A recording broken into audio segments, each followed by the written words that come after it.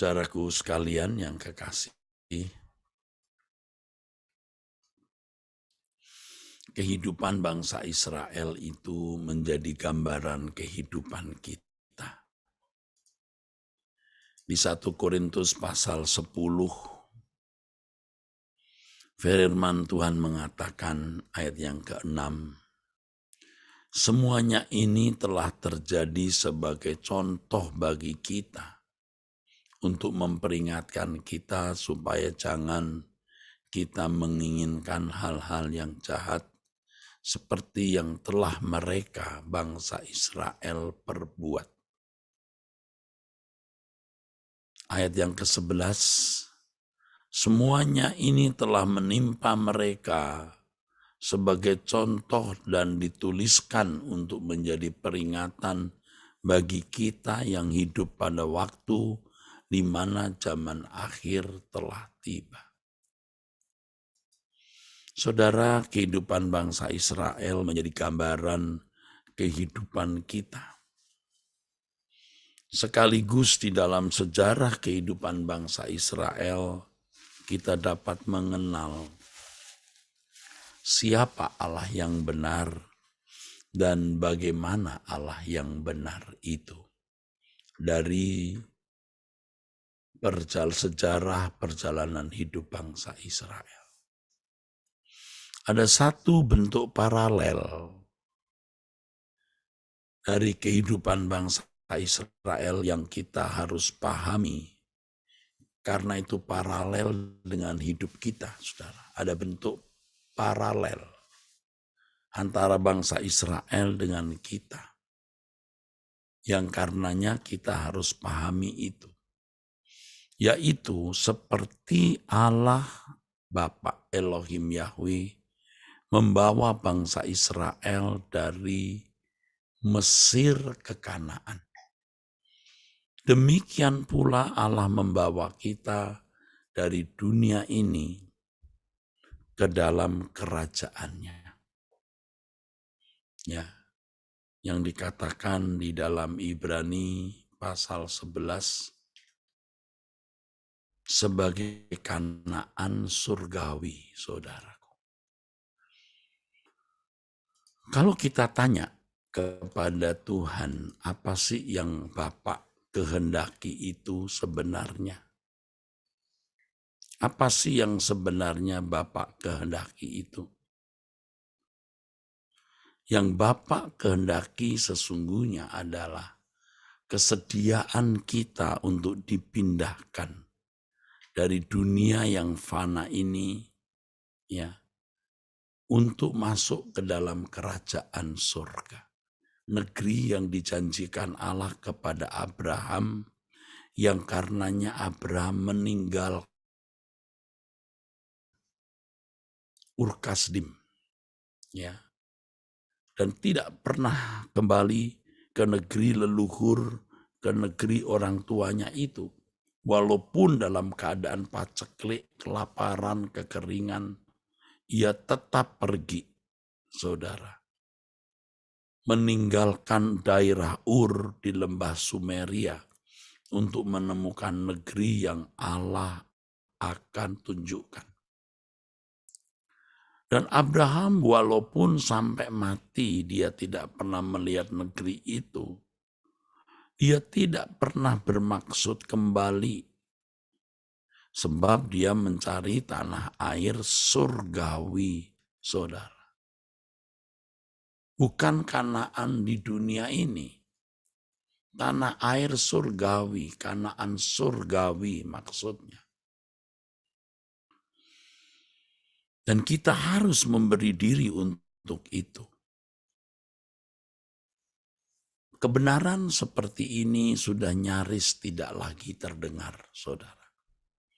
Dan kalau disampaikan, terdengar sumbang atau fals di telinga banyak orang. Karena dianggap tidak kontekstual dengan keadaan zaman, tidak up to date, atau dianggap fanatik naif. Sudah fanatik bodoh lagi, saudara. Tetapi sesungguhnya inilah yang dikehendaki oleh Allah Bapa. Tentu sebagai manusia seperti saudara, apalagi sebagai pelayan jemaat yang setiap hari memberikan renungan, memimpin doa, berkhutbah. Saya pertanyakan kepada Bapak di surga, sebenarnya apa yang Bapak kehendaki dalam hidup ini? Allah yang besar, Allah yang maha agung, apa yang Allah Bapa kehendaki dalam hidup ini? Dan secara khusus dalam hidupku, bagi saudara dalam hidup saudara masing-masing.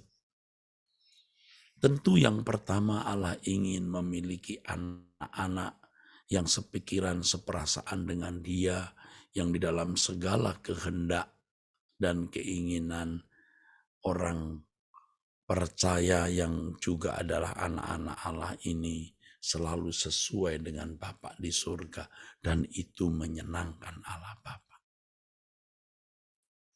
Tidak ada makhluk sehebat kita, saudara.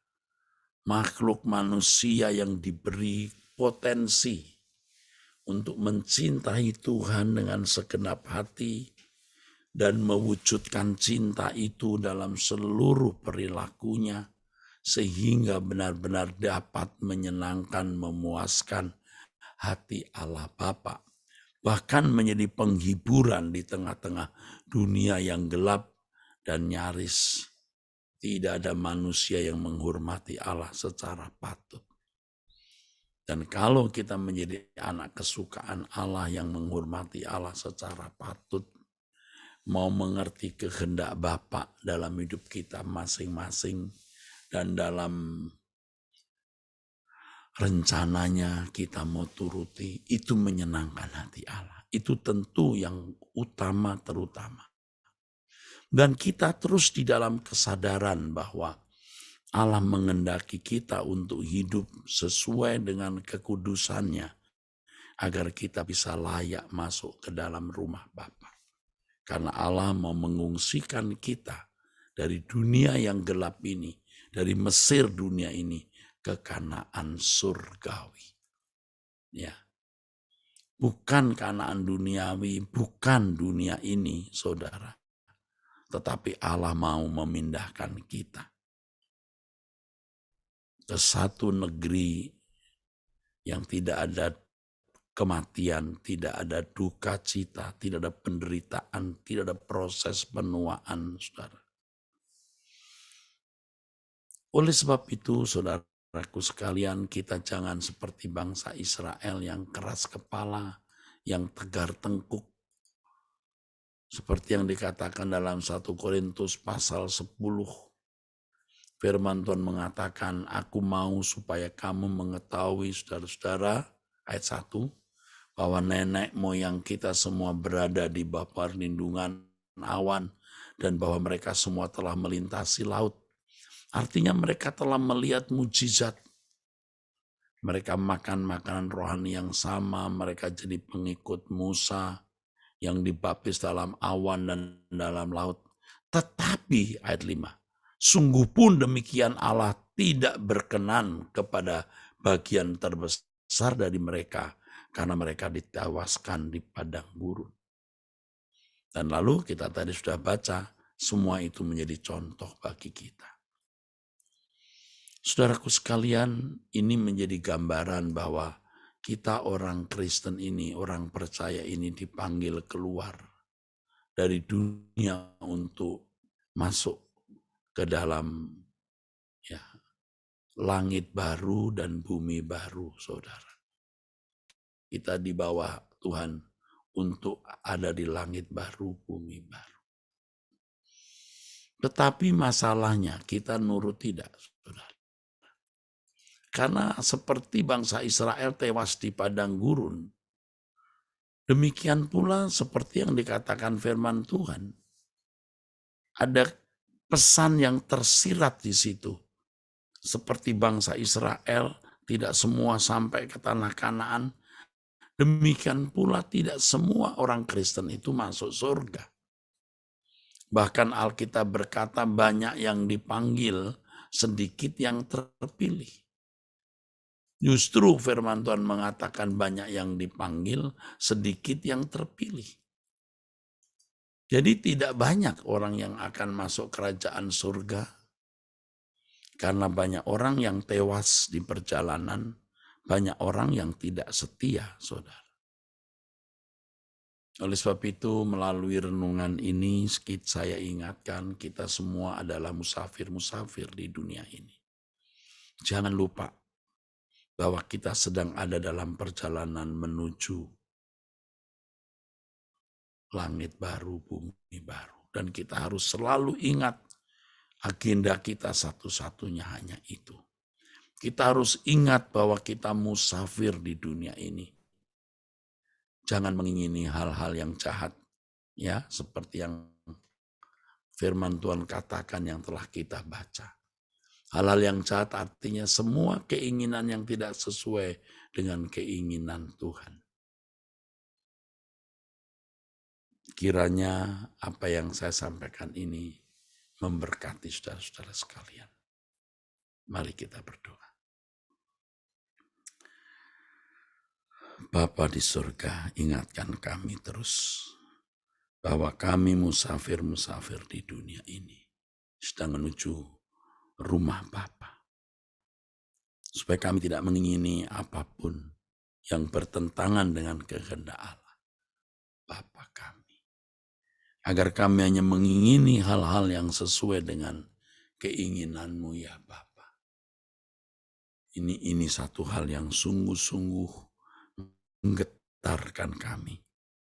Kesempatan kami singkat di bumi ini, dan biarlah kami isi untuk benar-benar mengadakan perjalanan ke Kanaan surgawi. Terima kasih Bapa, dalam nama Tuhan Yesus Kristus. Amin. Saudara, sampai jumpa. Tuhan memberkati saudara sekalian.